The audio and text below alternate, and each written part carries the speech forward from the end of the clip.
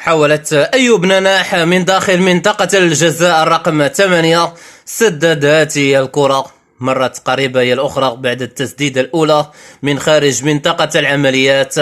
الكرة التي سددت من لاعب أيوب نناح.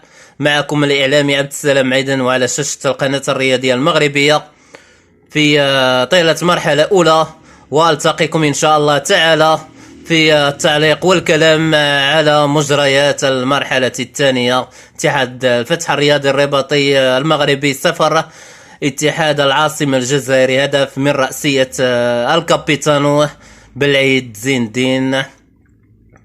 معكم الإعلامي عبد السلام عيدن في المرحلة الثانية من مدينة الرباط. ودعكم وإلى اللقاء، والسلام من الله عليكم ورحمته تعالى وبركاته.